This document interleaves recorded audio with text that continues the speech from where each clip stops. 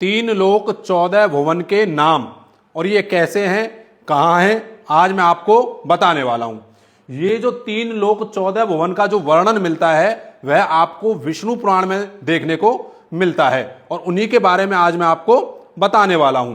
तो चलिए शुरुआत करते हैं। सबसे पहले तो तीन लोक के बारे में आपको बताऊंगा, और तीन लोक के बारे में ज्यादातर लोग जानते हैं, फिर भी मैं आपको जो है बता देता हूं।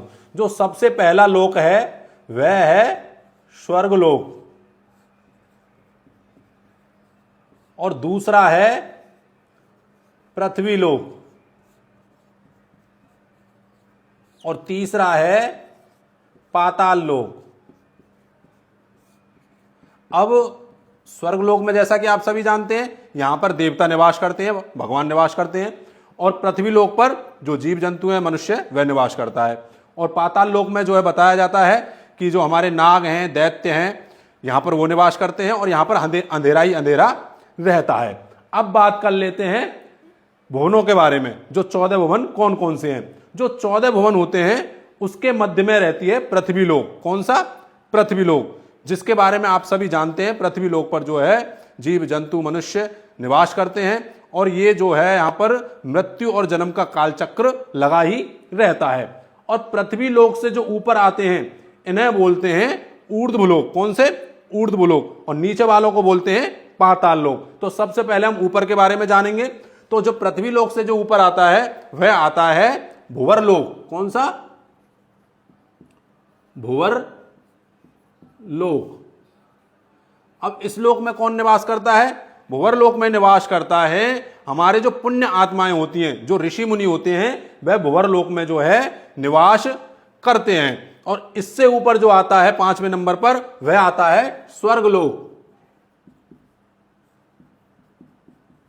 स्वर्गलोक, जहां पर सुख ही सुख है, जहां पर जो है देवता निवास करते हैं। कौन से देवता निवास करते हैं? सूर्य भगवान हैं, सूर्य देवता हैं, और आपके जो चंद्रदेव हैं, अग्निदेव हैं, वायुदेव हैं, और इनके राजा कौन है?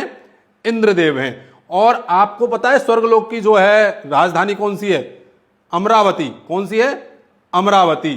तो स्वर्गलोक में मैंने आपको बता दिया कौन निवास करता है, और यहां पर सुखी सुख प्राप्त होता है। और स्वर्गलोक में कौन नहीं जाना चाहता? हर कोई जाना चाहता है। उसके लिए जो इंसान है, मनुष्य, वह अच्छे कर्म भी करता है, पाठ पूजा करता है, यज्ञ कराता है। तो स्वर्गलोक के बारे में आप जान गए होंगे। उससे जो ऊपर लोक होता है, स्वर्गलोक से ऊपर होता है महर लोक।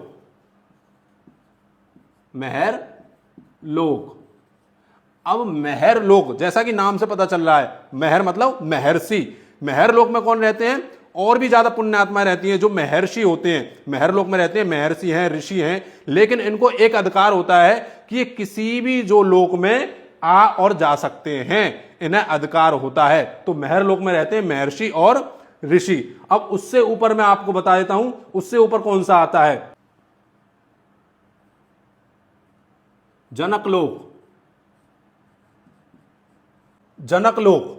जनक लोक जो है दोस्तों, मैं आपको बता दूं, महर लोक से जो है 2 करोड़ योजन की ऊंचाई पर स्थित है। और जनक लोक में कौन रहते हैं? विराज नाम के देवता जनक लोक में रहते हैं। और इससे जो ऊपर आता है वह आता है तपलोक। इस तपलोक में जो है 4 ऋषि रहते हैं, बताया जाता है। सनक, सनत, सनातन और सनंदन, ये 4 नाम के जो है इस तपलोक में ऋषि रहते हैं। और तपलोक क्यों पड़ा है? यहां पर जो है ये हर समय तपस्या करते हैं, इसलिए इस लोक का नाम पड़ा तपलोक। और सबसे जो ऊपर होता है, मैं उसके बारे में आपको बता देता हूं। सबसे ऊपर होता है सत्यलोक।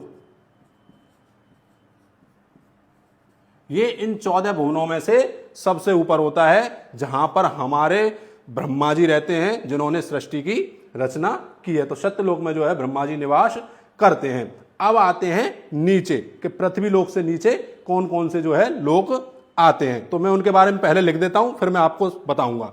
सबसे पहला आता है अतल। अतल लोक। वितल। फिर उसके बाद सुतल। फिर रसातल।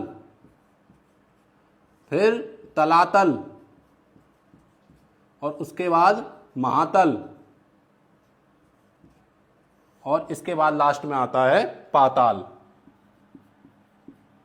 अब इनमें मैं आपको बता दूं दोस्तों, ज्यादातर जो है निवास जो करते हैं इसमें आपके सर्प, नाग और दैत्य निवास करते हैं। इसलिए इनके बारे में आपको बताऊं, जैसे यहाँ पर बताया जाता है अतल में जो है दैत्य निवास करते हैं, इसमें वितल में जो है नाग निवास करते हैं, और सुतल में जो है बताया जाता है राजा बलि निवास करते हैं, जिनके बारे में आप सभी जानते होंगे, जो कि 2 पग भूमि में वामन देव ने नाप दिया था, सर्वस्व नाप दिया था। और इसमें जो है नाग करते हैं। तो इस प्रकार से जो है इनमें जो है दैत्य, नाग और ये ही ज्यादातर निवास करते हैं। तो ये ही हमारे जो है 3 लोक और 14 भवन के नाम है। तो कमेंट बॉक्स में जय श्री राम अवश्य लिखिएगा और इस वीडियो को सत्य सनातन धर्म हेतु शेयर अवश्य कीजिएगा। सभी को जय श्री कृष्णा, राधे राधे।